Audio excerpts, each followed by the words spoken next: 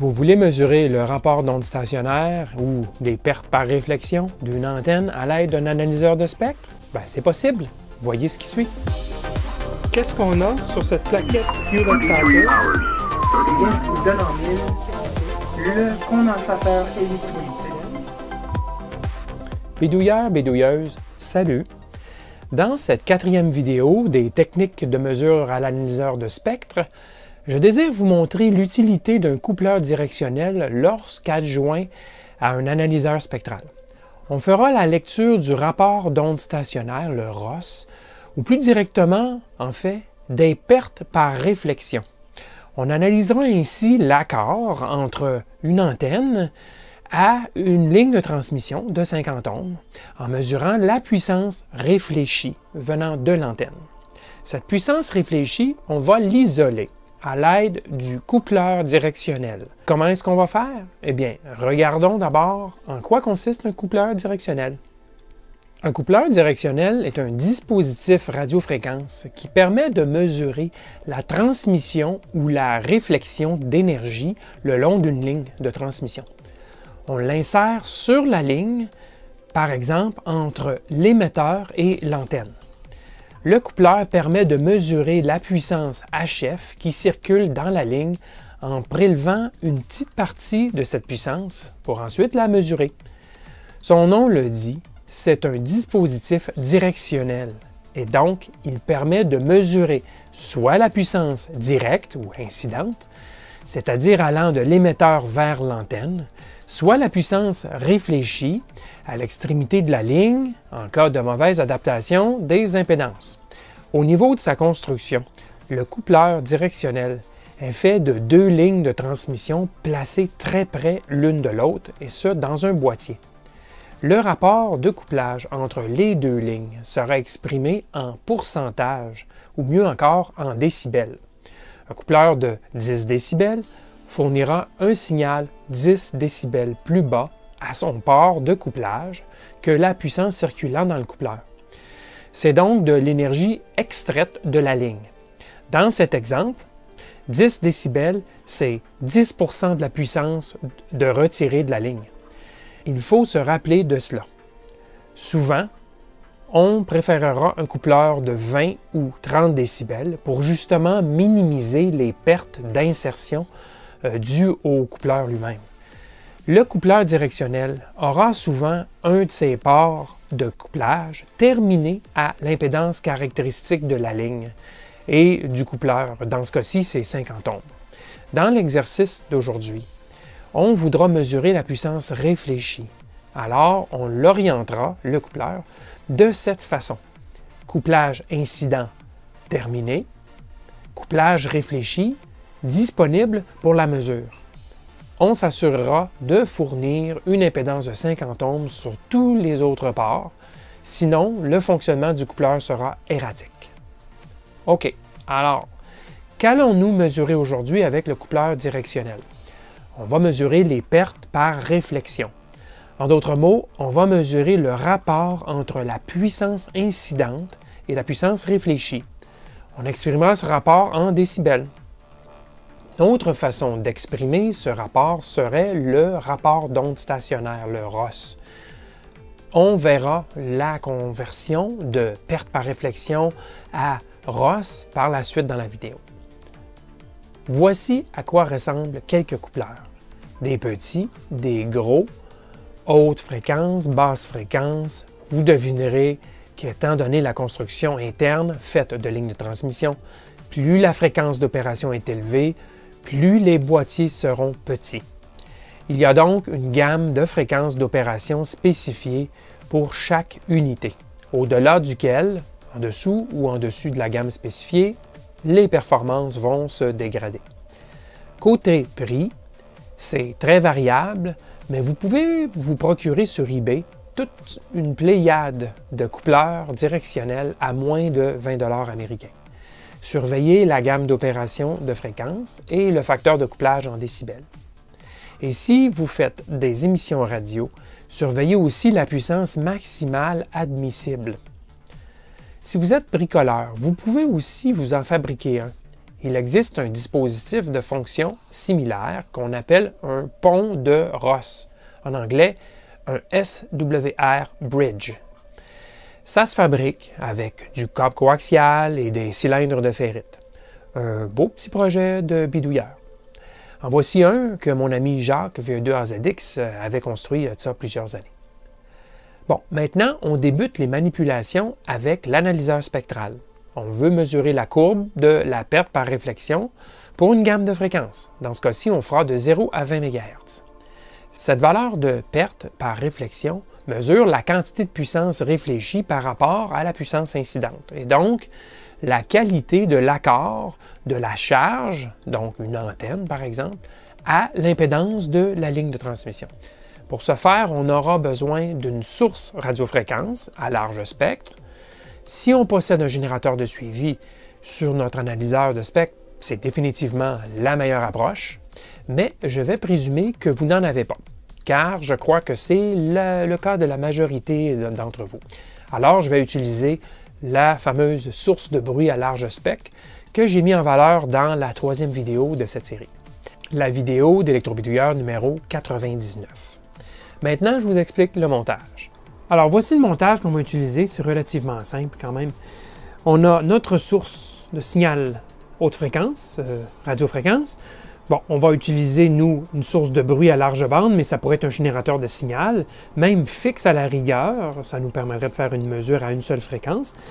Et cette source de bruit, dans notre cas présent, on va fournir ce signal à notre coupleur directionnel, ici, branché de sorte que l'énergie ou la puissance incidente va aller à notre charge et la puissance réfléchie va aller sur notre analyseur spectral. Alors, ça va être comme ça qu'on va mesurer la quantité de puissance qui revient, donc les réflexions. Ce qu'on cherche à mesurer, c'est le rapport en décibels entre la puissance incidente et la puissance réfléchie. Comment est-ce qu'on mesure la puissance incidente? C'est facile. On n'a qu'à déconnecter la charge.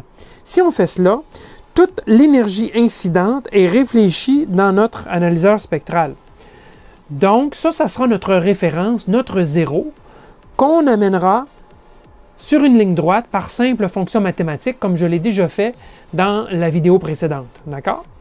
Alors, on aura une ligne droite, ça sera notre référence, donc c'est le pire des cas, lorsque toute l'énergie incidente est réfléchie. Maintenant, la perte par réflexion, comment on va la mesurer? Une fois qu'on a fait notre zéro avec le pire des cas, on va brancher notre charge, dans ce cas-ci une antenne à onde courte, entre 0 et 20 MHz, on va balayer. Et là, on va voir la quantité d'énergie qui est réfléchie, elle va évidemment être moindre. Donc, on va avoir une courbe plus basse sur notre analyseur spectral, une courbe après ça qu'on pourra comparer à notre courbe de référence en haut.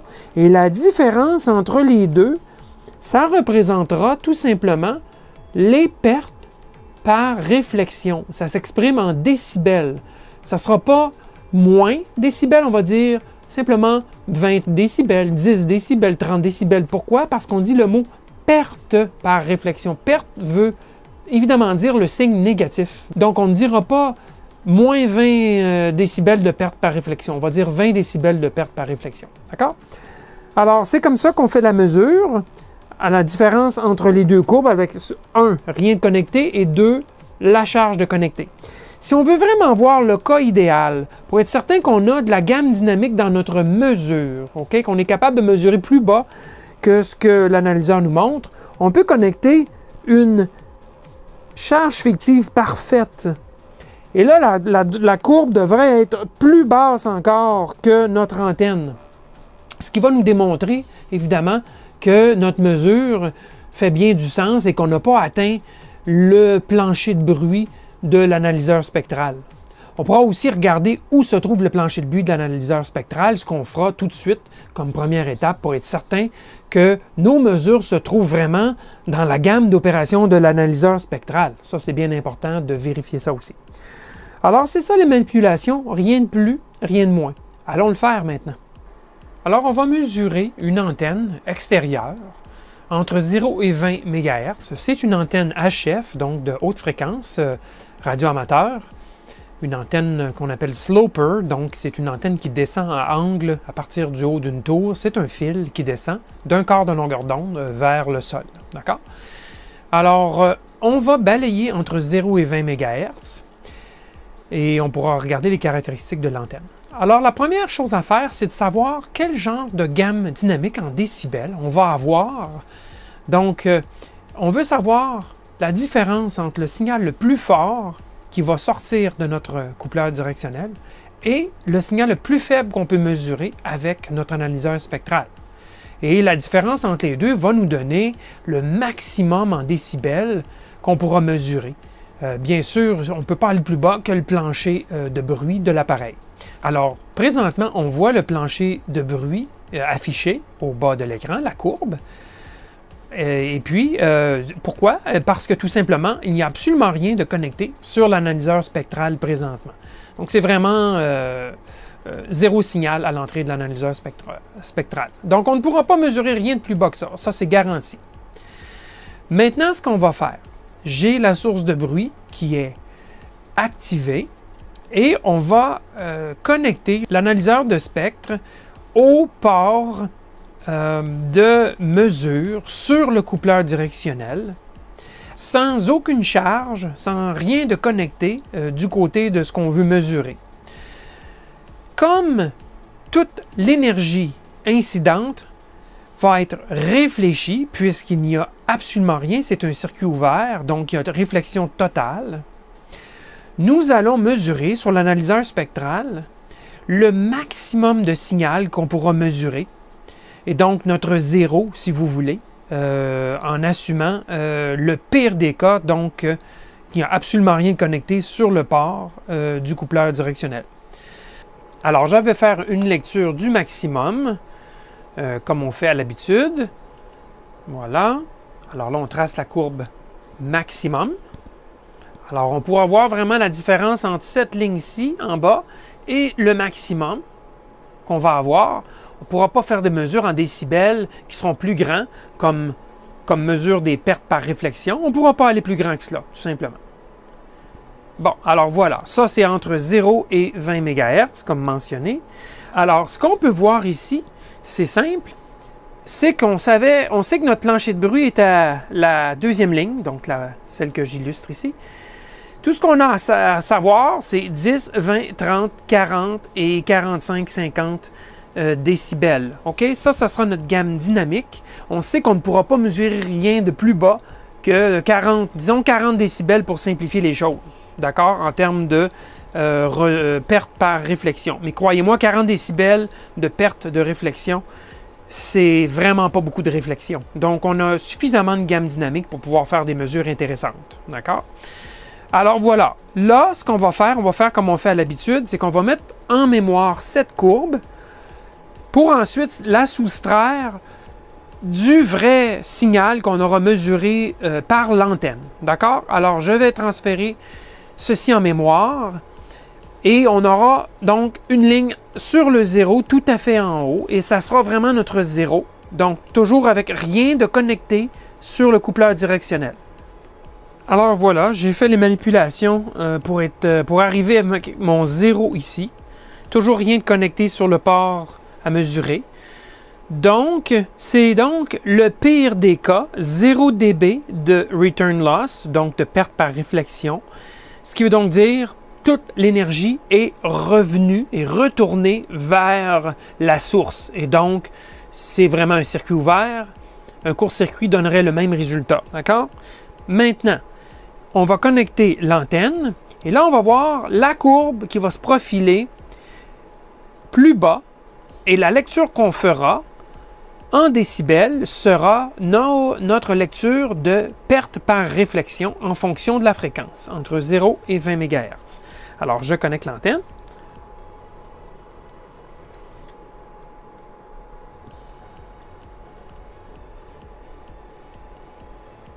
Alors, c'est parti. Comme vous voyez, il y a une réponse en décibels en fonction de la fréquence. D'accord? notre circuit ouvert était en haut et là, on a branché une antenne et donc, on va chercher en décibels, à 10 décibels par division, comme toujours, on va chercher une réponse de perte par réflexion. Si je bouge le marqueur, vous verrez ici qu'à 7.2, 7.3, 7.4 MHz, on a 16.2 décibels de perte par réflexion. Alors, qu'est-ce que c'est en termes de rapport d'onde stationnaire de Ross? Eh bien, on peut aller consulter une table, tout simplement, ici, et on cherche la valeur de 16.2, 16.1, 16.3, voilà. C'est un taux de VSWR de, pardon, c'est du mauvais côté, 1.36 pour 1 de rapport d'onde stationnaire. D'accord? Alors, on sait effectivement qu'ici, l'antenne performe très très bien et vous l'aurez deviné, c'est effectivement une antenne de 7 MHz.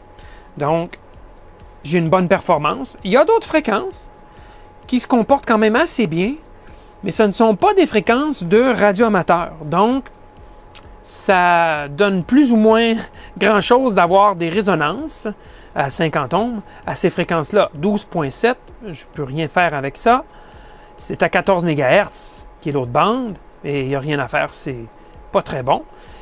Par contre, ici, bon, il y a 17.6, 17.8, 19.9, 18. À 17.6, à 18, il y a une bande radioamateur, mais à 17.5, il n'y a pas de bande radioamateur. Donc, il n'y a rien à faire avec cette antenne-là, à cette fréquence-là non plus.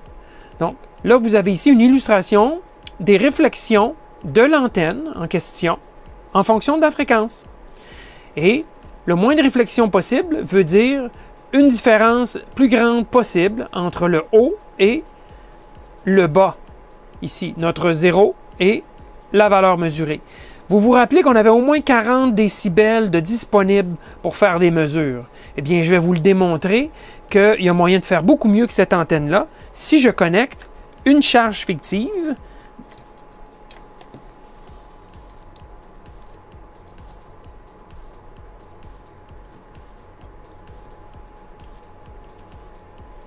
Voilà, c'est fait. J'ai connecté une charge fictive de 50 ohms et comme vous voyez, il n'est pas difficile de mesurer au moins 40 décibels de perte par réflexion. OK?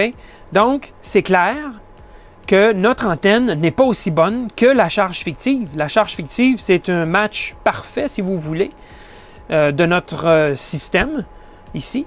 On est tous à 50 ohms et donc, ce qui veut dire qu'il n'y a pratiquement aucune réflexion. Tout est absorbé par la charge fictive. Donc, on a une grande valeur de perte par réflexion. Donc, c'est très peu de signal réfléchi. 40 décibels, c'est à toute fin pratique. Une valeur de perte par réflexion de 40 décibels, si on fouille dans la table, eh bien, c'est quelque chose comme 1.02 pour 1 de rapport d'onde stationnaire. Donc, ça illustre très bien ici la différence entre l'antenne et la charge fictive. Alors voilà, c'est ça la mesure de perte par réflexion. C'est très facile à faire. Il s'agit juste d'y aller étape par étape. On peut utiliser, comme vous voyez, la source de bruit et c'est très fonctionnel. Et on voit la réponse d'une antenne, par exemple. Dans vos mesures de perte par réflexion, soyez conscient des pertes dans le câble coaxial qui relie la charge au coupleur directionnel.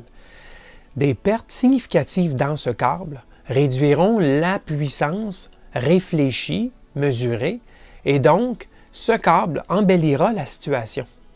Vous avez donc tout intérêt à garder cette ligne de transmission entre le coupleur et l'antenne aussi courte que possible. Autre chose, un coupleur directionnel, ça peut aussi s'utiliser avec un générateur de signal RF à fréquence fixe et un wattmètre RF, plutôt qu'avec un analyseur de spectre. Vous pourrez alors faire des mesures à des fréquences fixes et faire le calcul de soustraction de décibels avec et sans la charge, tout simplement. Pour ce qui est de la table de correspondance, perte par réflexion versus rapport d'onde stationnaire que j'ai utilisé, je vous fournis un lien dans la description de cette vidéo. Elle est intéressante à analyser, la table que je vous fournis, car elle fournit aussi le pourcentage des puissances qui sont transmises et réfléchies en fonction du rapport d'onde stationnaire. Imprimez-la, c'est plus commode de l'avoir à portée de main. Vous pourrez l'adjoindre à la table de décibels mètres, dBm, watts, volts, suggérée dans la vidéo numéro 3 de cette série. Et bien voilà, cela couvre l'aspect coupleur directionnel et perte par réflexion. Laissez-moi savoir votre appréciation via les commentaires ou les pouces. À la prochaine!